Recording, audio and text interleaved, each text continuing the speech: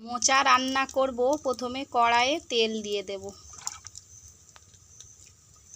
এটা গরম হয়ে গেছে, পেঁয়াজ কুচিগুলো দিয়ে দেব। পেঁয়াজটা একটু লাল লাল হয়ে গেছে, এতে আলু আর বেগুন টুকরো করা দিয়ে দেব। দিয়ে ভালো করে এটাকে নাড়তে থাকবো।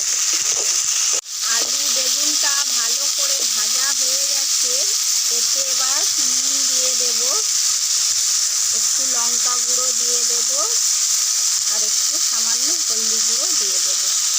দিয়ে এটাকে ভালো করে একটু কষিয়ে নেব।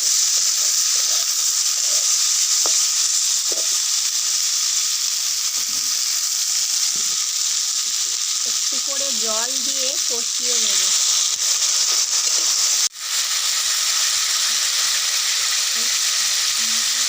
এটাকে ভালো করে কষতে কষতে এর উপরে কাঁচা ছোলা দিয়ে দেব।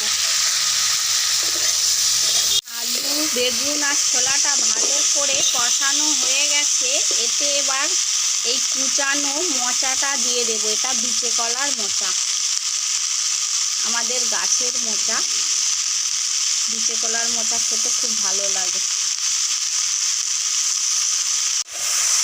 এটাকে ভালো করে কষিয়ে নেব। একটু একটু করে জল দেব,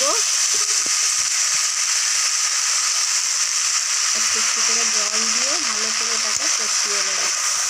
ভালো করে এটা কষানো হয়ে গেছে, এতে এবার জল দিয়ে দেব।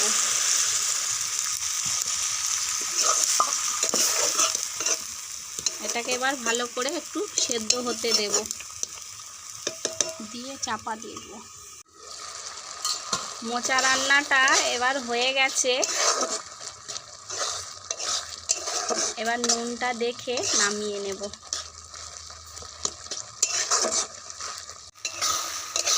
মোচা রান্নাটা একদম হয়ে গেছে, এবার এটাকে নামিয়ে নেব।